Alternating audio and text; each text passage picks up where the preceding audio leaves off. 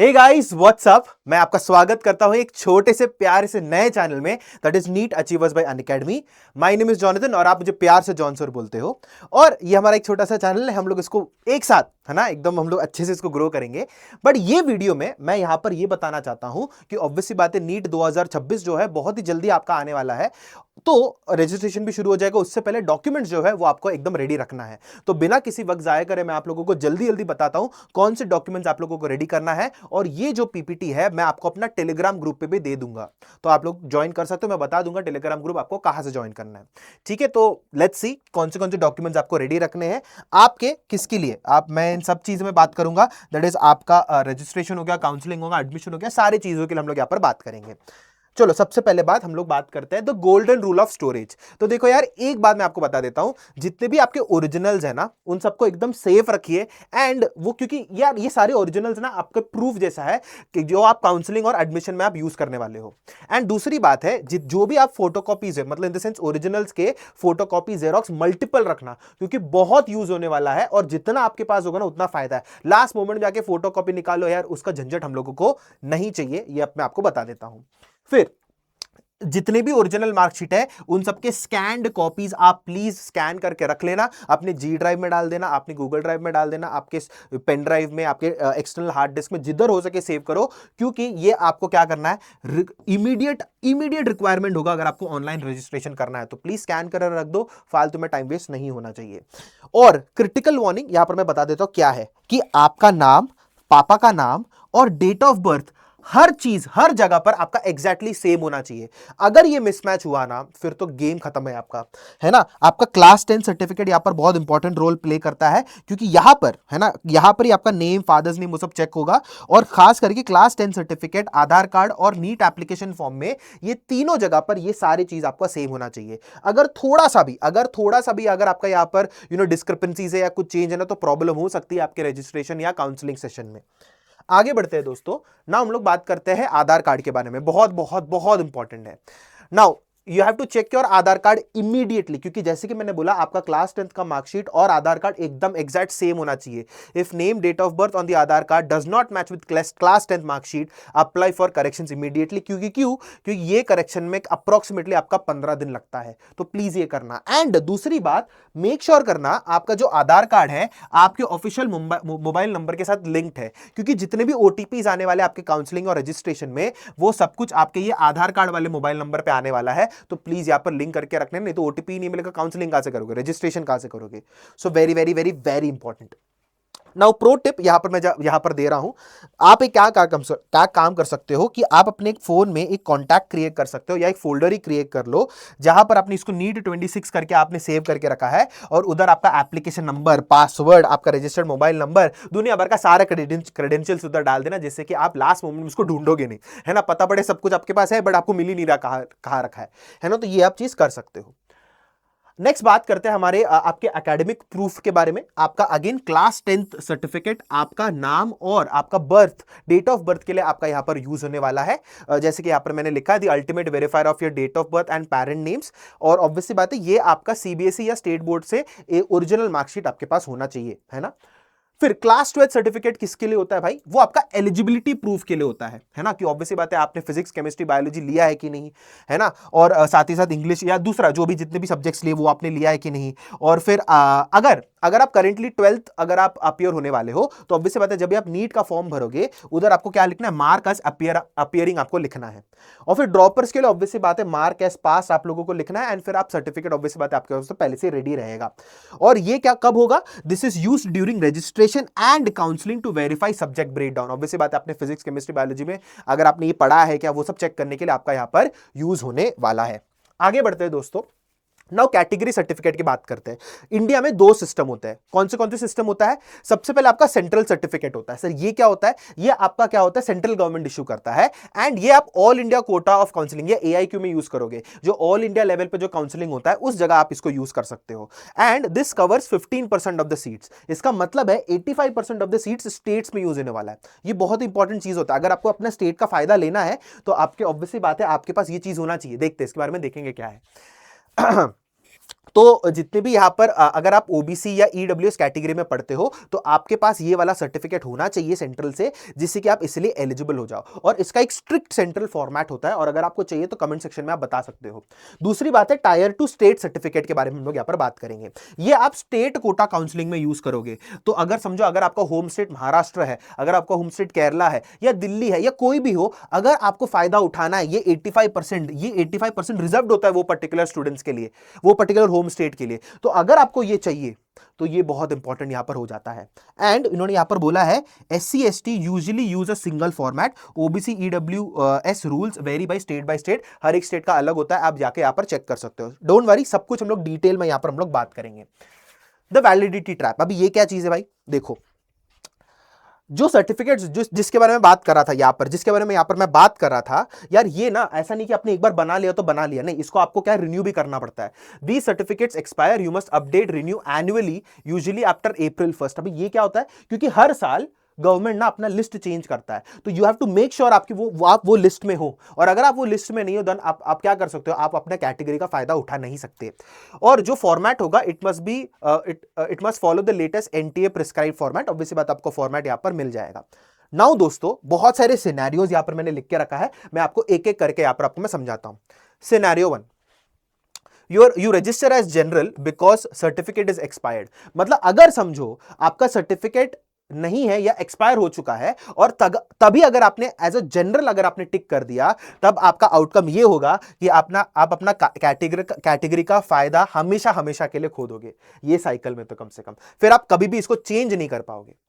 दूसरा सिनेरियो, आपने रजिस्टर तो कर लिया कि आप ओबीसी कैटेगरी या ईडब्ल्यूएस कैटेगरी में आते हो, बट अगर आपके पास सर्टिफिकेट नहीं है काउंसलिंग के वक्त, तो देखो क्या होगा, you will be treated as general, you will be converted to general and also potentially lose the allotted seat. तो ये तो बहुत बड़ा प्रॉब्लम हो गया, तो उसके लिए मैंने ये यहां पर मैं वीडियो बना रहा हूं, जल्दी से जाके बनाना। सिनेरियो सी, कि अगर आपने रजिस्टर तो कर लिया ओबीसी और ईडब्ल्यूएस कैटेगरी में, plus produce the valid certificate, तो यार सब चंगा सी है ना, आप बेनिफिट यहां पर आप आराम से आप ग्रांट ले सकते हो और फायदा उठा सकते हो। आई होप सो आप लोगों को समझ में आ गया होगा। अगेन ये जो PDF है मैं टेलीग्राम पे दे दूंगा, मैं बता दूंगा टेलीग्राम कहां पर है। ठीक है दोस्तों, दूसरी बात, अभी क्लेमिंग योर होम टर्फ, ये कैसे करना है। डोमिसाइल सर्टिफिकेट ये प्रूफ दिलाता है कि आप वो स्टेट के बच्चे हो आप वो जगह के बच्चे हो, आप बाहर से नहीं आए, तो मैं एक होम स्टेट हूं, है ना, ये मेरा घर है, तो प्लीज मुझे घर के फायदा उठाने दीजिए। अब देखो, जैसे कि मैंने बोला कि 85% ऑफ द सीट्स जो होता है वो स्टेट कोटा में चला जाता है, तो ये बहुत बड़ा नंबर होता है। और ये जो डोमिसाइल सर्टिफिकेट जो होता है कौन कौन बनाता है, it must bear the signature of the district magistrate, tehsildar और द रेवेन्यू ऑफिसर, अथॉरिटी इनके पास होती है। और तीसरा जो है, हर एक स्टेट का रूल्स अलग अलग होता है। मतलब दिल्ली में अगर आप देखोगे तो स्कूलिंग प्रूफ आपको चाहिए होता है कि आपने स्कूलिंग कहां से किया, बट अगर आप उत्तर प्रदेश की बात करोगे तो प्रॉपर्टी प्रूफ होना चाहिए या रेजिडेंस प्रूफ होना चाहिए। तो ये हर एक स्टेट का अलग होता है, आप उधर कंसर्न्ड अथॉरिटीज के पास जा सकते हो और चेक करके आप देख सकते हो। नाउ प्रिपरेशन चेकलिस्ट, अगर आपको डोमिसाइल के लिए अप्लाई करना है तो क्या क्या होना चाहिए, आपके पास रेशन कार्ड या वोटर आईडी होना चाहिए, Aadhaar card, school leaving certificate, birth certificate and land nativity proof. मतलब अगर समझो आपने कुछ उधर लैंड खरीदा है या कुछ घर खरीदा है या कुछ भी, अगर आपने कुछ तो एकड़ का जमीन अगर आपने खरीद लिया, तो वो प्रूफ, ये प्रूफ भी चाहिए रहेगा अगर आपको डोमिसाइल के लिए अप्लाई करना है तो। आगे बढ़ते हैं दोस्तों। नाउ स्पेशल कोटास, अभी ये स्पेशल कोटास मैं जाता हूं कि आप एक बार अपने मम्मी पापा से भी शेयर करके देख लो कि क्या आप एलिजिबल हो कि नहीं।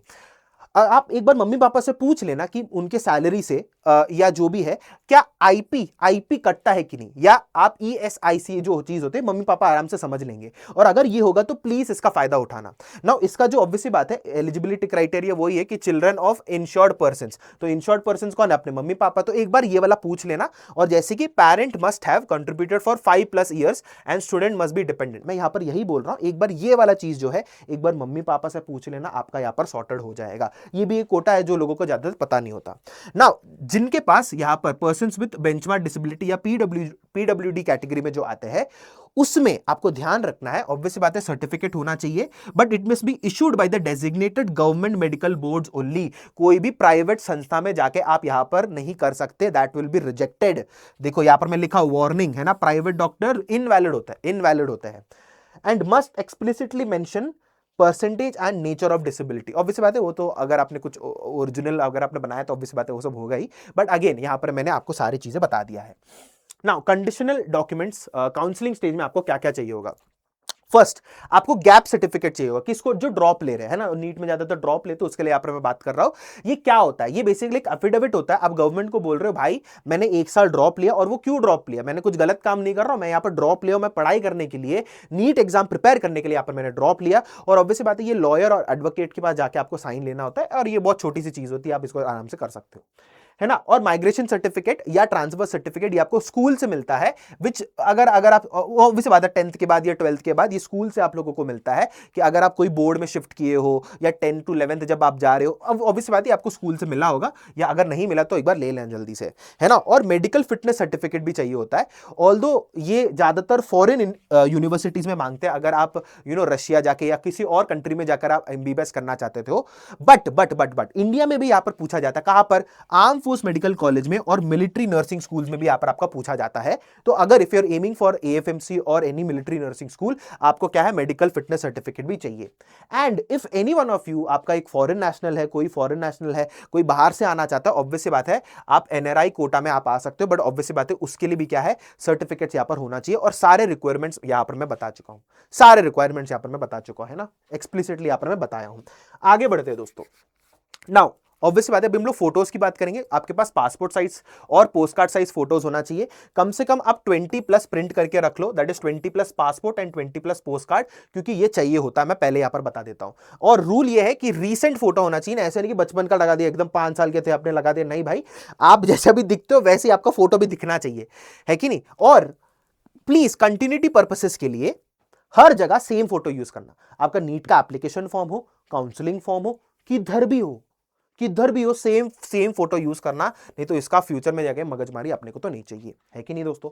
नाउ बायोमेट्रिक्स, अगेन आपका जो सिग्नेचर है ना, सिग्नेचर है रनिंग हैंड में ब्लू इंक के साथ क्लीन व्हाइट पेपर में आप लोगों को सिग्नेचर करना है, उसका स्कैन्ड कॉपी आपके पास होना चाहिए, क्योंकि इसको आपको अपलोड करना होता है रजिस्ट्रेशन काउंसलिंग के वक्त।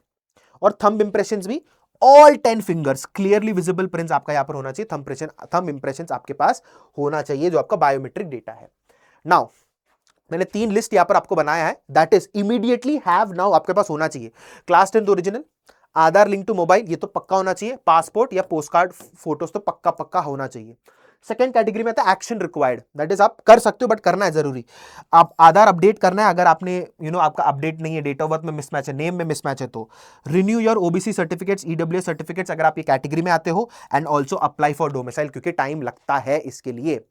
प्रिपेयर फॉर लेटर थोड़ा चिल है, बट आपको ऑब्वियसली बात है अगर आप प्रिपेयर करके रखोगे तो अच्छी बात है। That is gap year certificate, अगर आपने ड्रॉप लिया है तो गैप ईयर सर्टिफिकेट होना चाहिए। क्लास 12th का सर्टिफिकेट ऑब्वियसली बात है अगर आप अपियर कर रहे हो तो मिल जाएगा, अगर अपियर करने के बाद अगर आपने कुछ खो दिया है तो प्लीज यार, है ना, ढूंढ के रख लेना। और एडमिट कार्ड, ऑब्वियसली बात है नीट का जो एडमिट कार्ड है मैं उसकी बात कर रहा हूं, तो उसको भी संभाल के रखना है। क्या आपको ये बात सब लोग को समझ में आ रही है? यस सर, ये हमको बात समझ में आ रही है। तो प्लीज यहां पर मैं एक चीज बताता हूं यार, है ना, क्यों फालतू में मगजमारी करने का। Verification errors can cancel a seat even after you score very well, be alert and be mindful. इतना मेहनत करने के बाद अगर आपको सीट नहीं मिला, है ना, इतना अच्छा स्कोर करने के बाद, तो क्या फायदा। तो प्लीज अभी से ही सब कुछ है ना, थोड़ा आराम से एक बार देख लेना, है ना।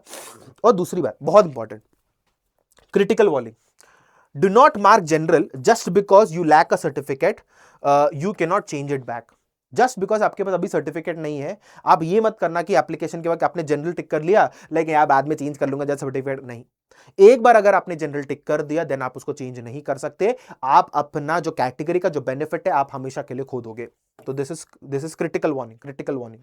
फिर एक और है, do not mark reserved if you can not produce a valid certificate bye counselling, you will also lose the seat. अगर समझो अगर आपने टिक भी कर दिया सर्टिफिकेट कि आप कोई कैटेगरी में बिलोंग करते हो, बड़ा काउंसलिंग के वक्त अगर आप प्रूव नहीं कर पाए, सर्टिफिकेट नहीं लेके आ पाए, हो सकता है कि आप अपना सीट भी लूज कर दोगे, या you will be treated as general. ठीक है, तो वही stay head of the paper work and good luck दोस्तों। एंड दोस्तों ये चैनल में, जैसे कि मैंने बोला, ये मेरा चैनल है ना, यहाँ पर मैं ऑल नीट पीवाईक्यूज, यहाँ पर मैंने प्लेलिस्ट नीट एल्केमी से उठा के यहाँ पर मैंने डाल दिया है ना। अगर आप क्लिक करोगे तो आप नीट एल्केमी पे ही जाओगे, वो अलग बात है। बट जैसे कि आप लोगों ने बोला था कि सर प्लीज नीट पीवाईक्यूज को कंटिन्यू कीजिए, उसको मैं कंटिन्यू करूंगा यहाँ पर ये चैनल पे, तो ये चैनल पे कंटिन्यू होगा, है ना। तो प्लीज सब्सक्राइब कर देना, है ना, दोस्तों को शेयर कर देना। और ऑब्वियसली बात है ये सारे जो भी पीवाईक्यूज मैंने यहाँ पर पहले से रिकॉर्ड कर दिया, लिया, लाइव ले लिया हूं, इसके तो आप क्या कर सकते हो, आनंद ले सकते हो, सॉल्व कर सकते हो और अपनी नीट 2026 के प्रिपरेशन को अलग लेवल पे लेके जा सकते हो। ये वीडियो के लिए बस इतना ही। अगर भी कुछ प्रॉब्लम है, कुछ भी है, तो आप कमेंट सेक्शन में बता सकते हो। Till then, this is Jonathan Matthew signing off. मिलता है एक और एकेडमिक या नॉन एकेडमिक वीडियो के साथ। Till then, sayonara, take care, God bless.